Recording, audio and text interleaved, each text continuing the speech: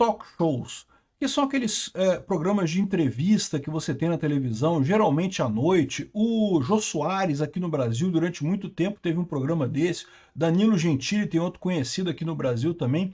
E esse formato de programa surgiu, na verdade, nos Estados Unidos, né? Ficou muito famoso por lá.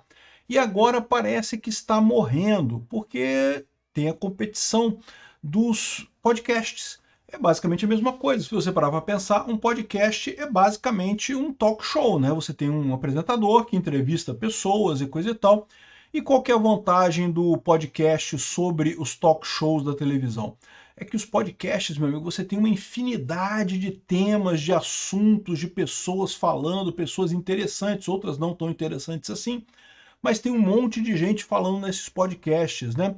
E aí o programa na televisão está perdendo espaço. Isso ficou muito evidente nessa semana, na semana passada, na verdade, quando foi cancelado o programa do Stephen Colbert, o Late Show, na CBS, né? E vocês sabem, o Stephen Colbert é um grande crítico do Trump, criticava muito o Trump, mas até aí não tem grandes problemas.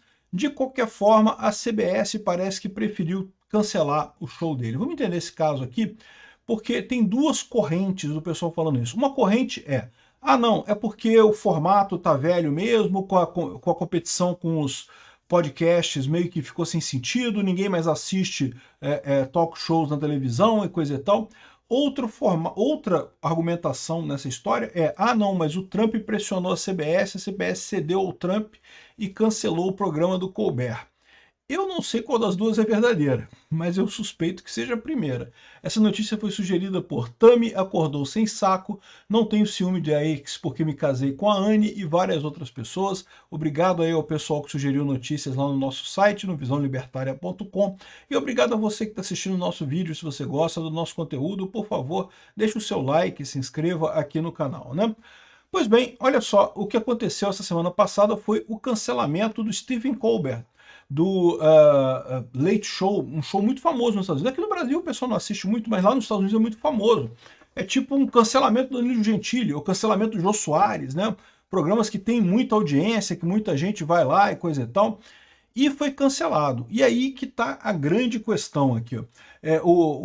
O pessoal ficou muito chateado aqui, ó, quando teve o cancelamento, e chegaram a fazer protestos aqui, ó, protestos na porta da CBS, coisa e tal, pedindo a volta dele. Dá para ver que os ouvintes fiéis do Late Show não eram tantos assim, né? Juntou, porque tem 14 pessoas aqui, dá para contar aqui, sei lá, talvez umas 30 pessoas. Vamos ser camaradas com pessoas. Tem 30 pessoas aqui, né? Então dá para entender que não tinha tanta audiência assim, né? Ok, eu concordo, tinha muita gente que assistia o show, mas não gostava o suficiente para ir na porta da emissora reclamar do show e coisa e tal. Isso é comum, né? O pessoal que vai lá é o pessoal que é super empolgado com o show e ficou muito chateado com o cancelamento do show. De qualquer forma, o fato de ter sido um fiasco esse protesto ali na porta da emissora deixou uma coisa muito clara, que é um problema que as emissoras têm seguido de forma consistente, né? Desde que começou a informação descentralizada e distribuída, o custo de um programa desses, como o Late Show, é um custo muito alto, cara. Não é barato fazer um programa como o Late Show, né? O pessoal está falando aqui da CBS cancelando o Goldberg, levanta a questão, outros late night shows, ou seja, shows de entrevista à noite, né? Tipicamente são assim, né? O do Jô Soares, como é que chamava mesmo? Tinha um negócio de noite também, depois da meia-noite, não sei o que lá. Tinha um negócio de noite também, mas enfim. Eles vão ser cancelados depois e parece que já tem mais alguns na agulha e tem alguns já que estão sendo preparados para serem cancelados. Mas o problema que eles estão apontando aqui não tem nada a ver com o Trump, tá? Sim, o Trump não gostava do Colbert, mas esse tipo de coisa, bicho, olha só, no momento que você é político, você ser criticado, não tem o que fazer, cara. Você vai ser criticado mesmo, não tem jeito, né? O que eu acho que é o grande problema dessa história é justamente a concorrência com a informação descentralizada e distribuída. De novo, é o que o pessoal fala aqui, ó. Aqui, ó. Parece que o que está próximo de ser cancelado é o Jimmy Kimmel Live, que é um outro programa que tem lá na Paramount, é isso? Agora eu não sei. É porque são televisões americanas, eu não assisto televisão americana por motivos óbvios. Eu não assisto nem a brasileira, né? Muito menos a americana, né? Mas enfim, e talvez seja o próximo a ser cancelado. E a visão que eles estão dizendo aqui é que o problema é o YouTube. O YouTube tem views muito grandes, o pessoal gosta muito de assistir os podcasts no YouTube, mas qual que é a principal diferença nessa história toda? A principal diferença, se você falasse assim, não, mas o show do Jimmy Kimmel, né, lá no YouTube, também tem muita gente que assiste pelo YouTube. Da mesma forma, o Colbert, muita gente assiste o Colbert pelo YouTube. Então, assim, não seria um problema ter o YouTube. O problema do YouTube, eu vou explicar qual que é a diferença no custo, né? Para você fazer um programa como o Colbert, é um programa caro pra caramba. Você vê que tem auditório, tem várias câmeras, tem toda uma edição, tem todo um negócio, né? Cheio de paranauê, não sei o que lá. Ao passo que a maior parte dos podcasts aqui no Brasil, e lá nos Estados Unidos também, e no mundo inteiro, né? São, sei lá, no máximo 3 câmeras com um cara lá mudando de uma câmera para outra e acabou, e é só isso aí mesmo. E não estou dizendo que seja barato, né? Tem um custo, né? Botar essas câmeras todas e coisa e tal, tem um custo. Mas é um custo muito menor que o da televisão, entendeu? Né? Não tem cameraman em podcast, né? O pessoal bota as câmeras lá pré-definidas e coisa e tal, em posições específicas, fica só um editor ali na hora de coordenar o feed, né? Decidindo de que câmera que vai o feed, né?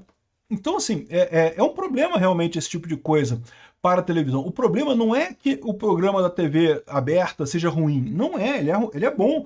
Ele ainda tem muita audiência. A questão é que ele compete com outros programas que têm uma audiência comparável, talvez não maior, mas comparável, e que são muito mais baratos de fazer. É por isso que o Joe Rogan tá ganhando dinheiro pra caramba. O Joe Rogan tá multimilionário, né? Por quê? Porque o podcast dele é super simples.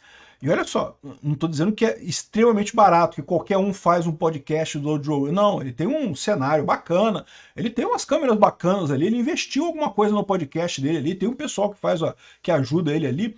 Mas ainda assim, se você comparar com, sei lá, o ambiente do Jornal Nacional da Rede Globo, caramba, muito maior, cara, é muito mais complicado. Ou Danilo Gentili, The Noite do Danilo Gentili. É muito mais complexo, é muito mais caro. Isso daí, cameraman, câmeras profissionais e público e não sei o que lá.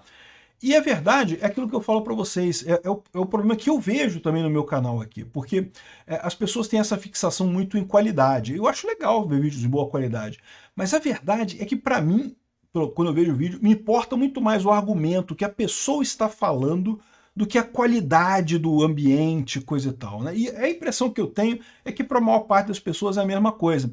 Então o pessoal começa a olhar para o Jornal Nacional e achar, pô, que bosta, né? Tudo bem que o William Bonner tá lá vestindo um terno, todo, né, bonitão. O William Bonner é um cara bonito, pô, né? Eu sou hétero, mas vamos concordar, o William Bonner é um cara bonito, né? E, pô, o ambiente todo bonitão lá, com, né, cheio de coisas atrás, efeitos especiais e coisa e tal. Mas, porra, e aí, cara? Só fala merda o cara, bicho. Aliás, fala não, ele lê de um teleprompter, um monte de merda que o pessoal bota pra ele falar ali, né?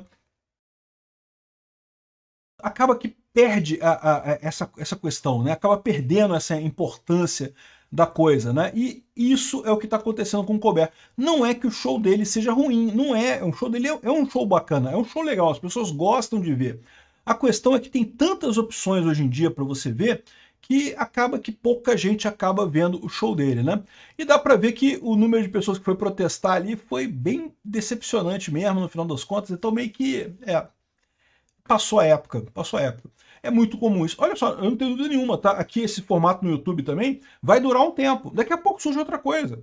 Pode ter certeza, não vai se ficar, não é para sempre esse tipo de coisa. Esquece isso, não tem esse negócio de ser para sempre. Nada é para sempre no final das contas, ainda mais em cultura, né? Então, essas coisas são assim, não é porque a CBS deixou de sacanear o Trump, tá? Porque o pessoal tá falando assim, não, porque a CBS parou de fazer o Colbert porque não queria sacanear o Trump. Pois é, a CBS é quem paga o South Park. South Park, vocês viram, tem um episódio agora com o Trump de peru pequeno comendo o Satanás, né? Ou seja, assim, para você ver, ter uma ideia, sim, eles continuam criticando o Trump do mesmo jeito. Não é este o problema. O problema não foi o Trump que mandou tirar o Colbert Show, na coisa e tal. A questão é a competição da internet. E aí é que eu falo para vocês, é uma coisa ruim? Eu não acho, cara. As coisas evoluem, é assim mesmo que acontece, né? A mídia tradicional está ficando para trás. O problema todo é justamente quando a mídia tradicional começa a querer forçar a barra para continuar relevante quando não é mais. Um caso específico, um caso clássico disso, É com jornalismo aqui, olha só a Folha de São Paulo aqui, ó. Crise do jornalismo deixou terreno fértil para a erosão da democracia. Não podemos permitir permanecer passivo à manipulação de algoritmos e governos autoritários e coisa e tal. Eles estão criticando o Trump, aquela coisa toda das redes sociais e coisa e tal, para esconder a própria falha. Eles são o velho, eles são a coisa que acabou. Hoje em dia você faz as coisas só com informação do Twitter. Ah, mas essa matéria aqui, você mostrou a matéria aqui do Splash, mostrou a matéria da CBS, mostrou a matéria da própria Folha e da Revista Oeste. É verdade, mas se eu quisesse, eu fazia só com Twitter, só com fonte aberta.